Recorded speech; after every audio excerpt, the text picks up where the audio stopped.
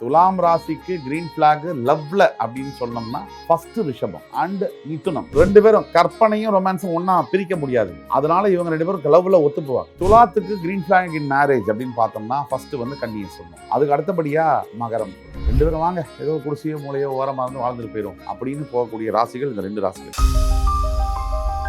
Retro ஆன்மீகம் நேயர்கள் அனைவருக்கும் வணக்கம். இன்னைக்கு நம்மளோட சுபாஷ் பாலகிருஷ்ணன் அவர் தான் இணைஞ்சிருக்காரு. அவர்கிட்ட நிறைய விஷயங்கள் கேட்டு தெரிஞ்சுக்க போறோம். நிகழ்ச்சிக்கு போகலாம்.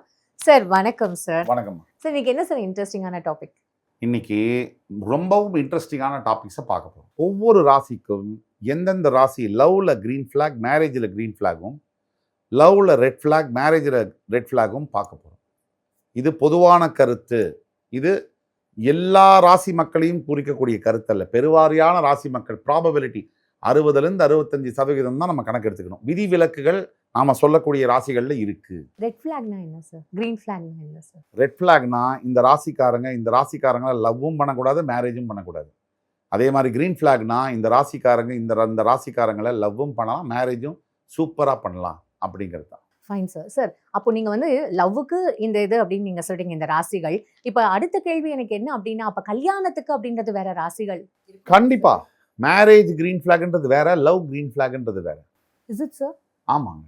ஓகே. ஏன்னா நான் தான் எப்படி லவ் பண்ணும்போது இந்த ராசிகளை பார்க்குறேன். இந்த ராசிகளை தான் நான் கல்யாணமும் பண்ணிப்பேன். லவ் பண்ணா நான் கண்டிப்பா கல்யாணமும் பண்ணிப்பேன்னு இருக்கும்போது கல்யாணத்துக்குன்றது வேற ராசிகள்னும் போது நீங்க இன்னைக்கு நடக்கக்கூடிய திருமணங்கள்ல ஒரு 100 மேரேஜஸ் எடுத்துக்கிட்டீங்கன்னா அதுல எத்தனை வந்து அந்த லவ்வே பண்ணி கல்யாணம் பண்ணிக்கிறவங்க எத்தனை பேர் நீங்க எடுத்தீங்கன்னா தெரியும். இது மென்லயும் சரி விமன்லயும் சரி. இந்த மேரேஜுக்கு முன்னாடி அவங்க லவ் பண்ணியிருப்பாங்க. கல்யாணம் லவ் மேரேஜ் தான் அதிகம் நடக்குது இப்போ. ஆனா அந்த லவ்வுக்கு முன்னாடி எத்தனை லவ் இருந்திருக்கு? அதுதான் உங்களோட பாயிண்ட். அதுதான் பாயிண்ட். Fine sir. அதனால காதலிச்சவங்களையே கல்யாணம் பண்ணிக்கிறாங்கன்றது ரொம்ப ரேர் தான்.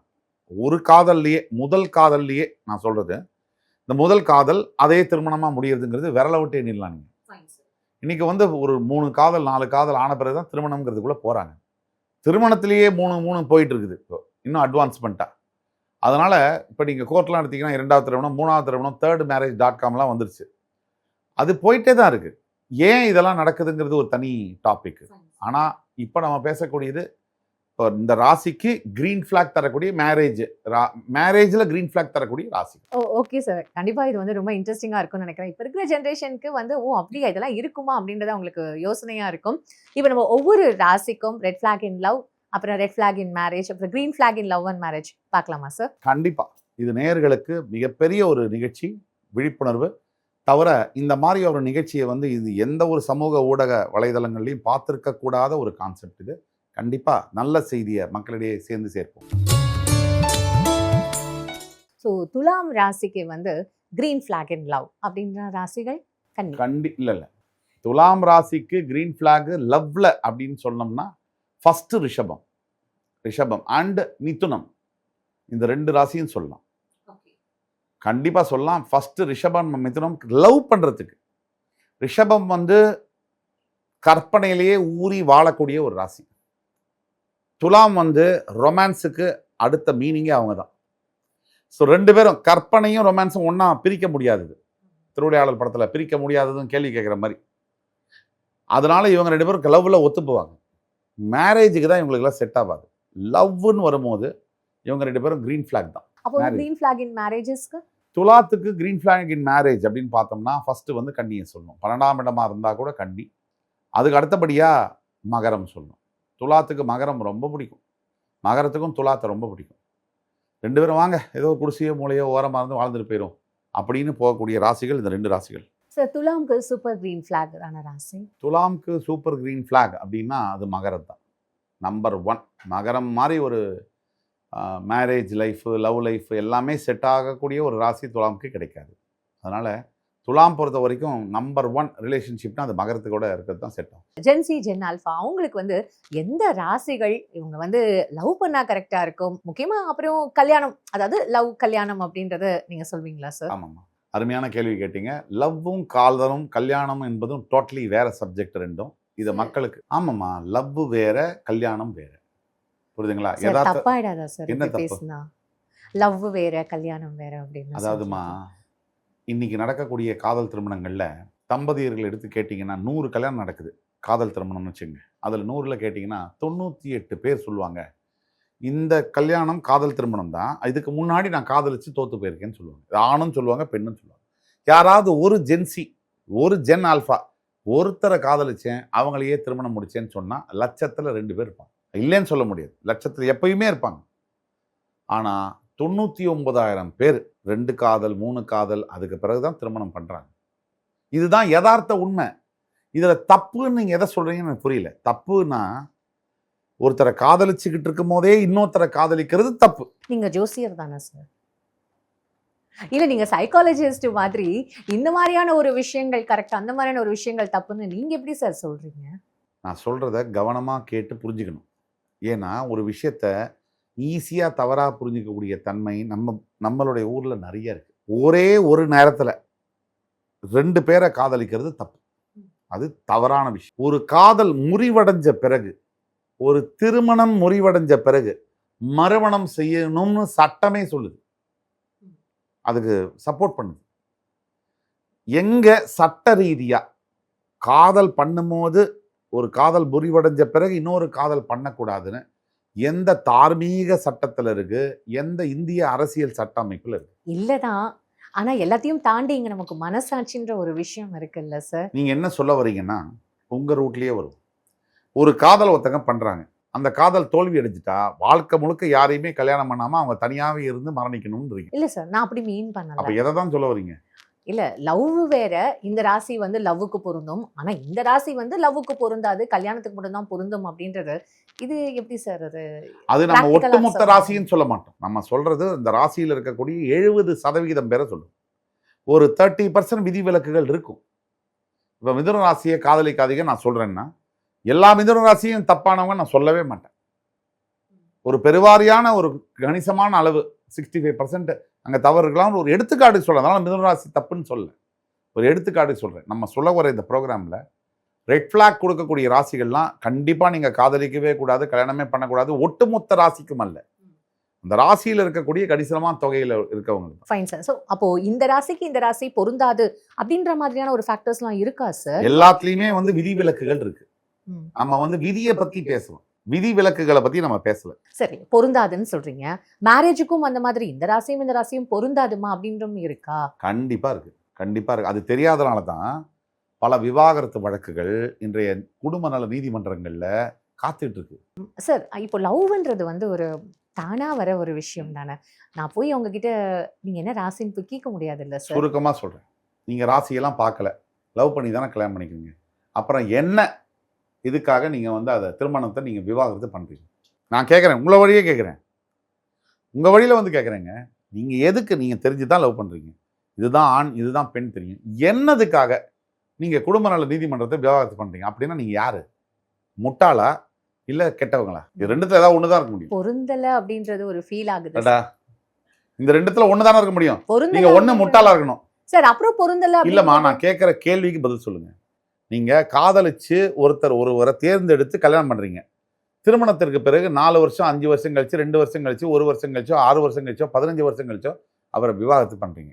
நான் கேட்கக்கூடிய கேள்வி, நீங்க முட்டாளா இல்ல கெட்டவங்களா? இது ரெண்டு தவிர 3வது ஆப்ஷன் இருக்க முடியாது. நீங்க சொல்றபடி பார்த்தா எங்கேயாவது ஒரு இடத்துல இவங்க வந்து சரியாயிடுவாங்க. இல்லம்மா, அப்படின்னு நீங்க சொல்றபடி பார்த்தா அதான் சார் என்னோட இதுலயே நானும் சொல்றேன் சார். எங்கேயாவது ஒரு இடத்துல இவர் மாறுவாரு, இல்ல இவங்க மாறுவாங்க, நம்ம அட்ஜஸ்ட் பண்ணிட்டு போலாம், பொறுத்துக்கிட்டு போலாம். அப்புறம் ஏன் விவாகரத்து பண்றீங்க? நீங்க தானே நம்புறீங்க மாறுவாங்கன்னு, அப்புறம் எதுக்கு விவாகரத்து பண்ணணும்? இதெல்லாம் நீங்க சொல்றதுக்காக சொல்றேன். என்னுடைய பிலாசபியில இது கிடையவே கிடையாதுங்க. காதலும் மறுபடி வரும், அது நியாயம், அது தவறு இல்லை. இதை பார்த்து கொண்டிருக்கக்கூடிய லட்சக்கணக்கான மக்களுக்கு விழிப்புணர்வு வரணும், அதுக்காக சொல்றேன். 2வது காதல் 3வது காதல் 4வது காதல் தப்பே இல்லை. உங்களுக்கு குற்ற உணர்ச்சி தேவையே இல்லை. ஏன் தேவையில்லை? ஒரே காதல் இருக்கும் போது தான் நீங்க பேரலல் லவ் பண்ணவே கூடாது. ஒருத்தர் உங்களை ஏமாத்திட்டாங்க, ஒருத்தர் உங்களை கைவிட்டுட்டு போயிட்டாங்க, அந்த மன உளைச்சலோடையே ஒரு மனிதன் வாழ்வதற்கு அவருக்கு அந்த ரைட்ஸும் இல்லை, ப்ரிவிலேஜஸும் இல்லை. பேசிக் ஃபண்டமெண்டல் எல்லாருக்குமே நிம்மதியா வாழ்றதுக்கான ரைட்ஸ் அத்தனை ஆண்களுக்கும் பெண்களுக்கும் இருக்கு. இதுல கலாச்சாரம் தலையிடவே முடியாது. அந்த கலாச்சாரத்துக்கு உரிமையே கிடையாது. முதல்ல இதை கலாச்சாரம்னு இணைக்கிறோம் பாத்தீங்களா, அது ஒரு மிகப்பெரிய முட்டாள்தனம். Biology and culture both doesn't go together. நீங்க புரிஞ்சுக்கங்க, பிசியாலஜி பயாலஜி அண்ட் கல்ச்சர் அதுக்காக நான் வந்து கலாச்சாரத்துக்கு அகைன்ஸ்ட் எல்லாம் கிடையாது. நியாயமான மனித உணர்வுகளை இந்த சமுதாயத்துல இதை தவறுன்னு சுட்டி காட்டுறாங்க பாருங்க, அந்த எண்ணத்தை எதிர்க்கிறோம். இப்ப நீங்க சொல்றபடி பார்த்தா ஒரு மனிதன் காதல்லையோ திருமணத்திலேயோ தோத்துட்டா அவன் தனியா இருந்து செத்து போயிடணும். அதான் நீங்க சொல்றீங்க. மறைமுகமா குலாப் ஜாமுன் மேல வெண்ணிலா ஐஸ்கிரீம் போட்டு அது மேல முந்திரி பூவை தூவி எல்லாம் பண்றீங்க. அப்ப சூப்பர் கிரீன் ஃபிளாக் அப்படின்ற மாதிரி எந்த ராசிகளுமே இல்லைன்னு நீங்க சொல்றீங்க. நீங்க நிறைய குழப்பறீங்க. எப்படின்னா குழப்பிக்கிறீங்க. சூப்பர் கிரீன் ஃபிளாக்ன்றது நியர்லி பாசிபிள்னு சொல்றோம். அதாவது இந்த ராசியும் இந்த ராசியும் இணைந்தால் இன்னும் நல்லா இருக்கும்னு சொல்றோம். 65-70% நல்லா இருக்கும்னு சொல்றோம். 30% இதே ராசியில உள்ளவங்க சேர்ந்தாலும் ஃபெயிலியர் ஆனவங்களும் இருப்பாங்க. அதான் நம்ம சொல்ல வரோம். சமுதாயத்துல இந்த வீடியோவை பார்த்து கொண்டு இருக்கக்கூடிய பல்லாயிரக்கணக்கான மிடில் ஏஜ் பீப்புள், எஸ்பெஷலி 30லேருந்து 50 வயசுக்குள்ள இருக்கக்கூடியவர்களுக்கு இந்த வீடியோ ஒரு விழிப்புணர்வு. எல்லாருக்கும் இந்த சமுதாயத்தில் இருக்கக்கூடிய பெண்கள், முக்கியமா ஆண்கள் 2 பேருக்குமே ஒரு குற்ற உணர்ச்சி இருக்கு. காதல்ல தோத்துட்டாலோ கல்யாணத்துல தோத்துட்டாலோ நம்ம இன்னொரு ஆணையோ பெண்ணையோ பார்க்கலாமா, அது கரெக்டாங்கிற கேள்வி மறைமுகமா சப்ரஸ்டு எமோஷனா வெளியில வேற விதமா கெடுதலா வெளியே வருது. சமுதாய கட்டமைப்புன்றத ஒரு இது இருக்கு. என்ன சமுதாய கட்டமைப்புன்னு சொல்லவே மாட்டீங்க, டெர்மினாலஜி மட்டும் சொல்றீங்க. நான் எவ்வளவு தெளிவா பேசுறேன். நான் எல்லாத்தையும் புட்டு உடைச்சு கிளீனா பீஸா பேசுறேன். நீங்க என்ன சமுதாய கட்டமைப்புன்னு சொல்ல மாட்டோம். என்ன கட்டமைப்பு? கட்டமைப்புங்கிறது எதுனா சமுதாயத்துக்காக தானே அந்த கட்டமைப்பு. சமுதாயத்தில் இருக்கிறவன் 5000 பேர் இருக்கான், அதுல 4500 பேர் செத்து போயிட்டான். 500 பேர் கட்டமைப்பு இருந்தா என்ன, இல்லைன்னா என்ன? அதனால கட்டமைப்புங்கிறது மனிதன் வாழ்க்கைக்கு காலம் மாறும் போது அதோடைய நேரமும் நிழலும் சூழலும் மாறும். Fine sir. இப்போ நீங்க சொல்ற இந்த எக்ஸ்பிளனேஷன்ஸ்லாம் மக்கள்கிட்டயே நம்ம விட்டுடலாம். இப்போ சுருக்கமா ஒரு கேள்வி சொல்லி முடிக்கிறேன். 1980களில் எப்ப எல்லாரும் தூங்க போவாங்க தமிழ்நாட்டில்? இரவு எத்தனை மணிக்கு தூங்க போவாங்க? 7:30 மணிக்கு பெட்டுக்கு போயிடுவாங்க. 7:30 மணிக்கு டிவியில செய்திகள் வரும். சோபனா ரவின்னு வாசிப்பாங்க, வரதராஜன் வாசிப்பார் தூர்தர்ஷன்ல, தமிழ் செய்திகள் வாசிப்பாங்க. அதோட எல்லாம் தூங்க போயிடுவாங்க. 8 மணிக்கு 8:30 மணிக்கெல்லாம் கொரட்டை சத்தம் கேட்கும், ரோடே ஜில்லோன்னு இருக்கும். இன்னைக்கு போய் 8:30 மணிக்கு பாருங்க சார். 8:30 மணிக்கெல்லாம் எப்படி சார்? அதுதான் நடந்தது. கேட்டு பாருங்க. 80s மில்லினியல் கிட்ஸை கேட்டு பாருங்க. 8:30 மணிக்கு டோட்டல் சிட்டி அப்படியே இதுக்கு போயிடும். 9 மணிக்கெல்லாம் தண்ணி அடிக்கிறவங்க மட்டும் அங்கங்க 1-2 பேர் பார்க்கலாம், ரிக்ஷா ஓட்டுறவங்கள பார்க்கலாம். இதுதான் 80களுடைய வாழ்க்கை. இப்ப சொல்லுங்க, 40 வருஷம் கழிச்சு இன்னைக்கு என்ன இருக்கு? இன்னைக்கு தூங்குறாங்களா? 8:30 மணியை விட்டுடுங்க. 9:30, 10:30, 11:30, 12:30, 1:30, 2:30 போய் அண்ணா நகரில் பாருங்க. அண்ணா நகரில் 1:30 மணிக்கு போங்க. எத்தனை உணவு விடுதியில் ஃபாஸ்ட் ஃபுட் சாப்பிட்டுக்கிட்டு காஃபி சாப்பிட்டுட்டு உட்காந்து தன் தூக்கத்தை கெடுத்துக்கிட்டு இது ஜாலின்னு நினச்சிக்கிட்டு இப்போ ஹெல்த்தை விட்டு 40 வயசுல சம்பாதிச்ச சொத்தெல்லாம் ஹாஸ்பிட்டலில் விடுறதுக்காக காத்திருக்கக்கூடிய எத்தனை யூத் இருக்காங்க தெரியுமா? Gen Z and Gen alpha. Fine sir. ரொம்ப அழகா எல்லா ராசிகளுக்கும் எது பொருந்தும் எதுவும் பொருந்தாது, முக்கியமாக லவ் அண்ட் மேரேஜ் இந்த மாதிரி யாருமே சொல்லியிருக்க மாட்டாங்க. நான் கூட நிறைய கேள்விகள் ஆரம்பத்தில் ரொம்ப டவுட்ஸ் எல்லாம் கேட்டேன். ரொம்ப அழகாக எங்களுக்கு எல்லாமே எக்ஸ்பிளைன் பண்ணுங்க. உங்கள் நேரத்துக்கும் உங்களோட கருத்துக்கும் ரொம்ப அழகாக எக்ஸ்பிளைன் பண்ணுங்க. ரொம்ப நன்றி சார். நன்றி. ரெட்ரோ ஆன்மீகம் நேயர்களுக்கும் உலகமெங்கிலும் இருக்கக்கூடிய அன்பு தமிழ் நெஞ்சங்களுக்கும் என்னுடைய நன்றிகளும் வாழ்த்துக்களும் வணக்கங்களும்.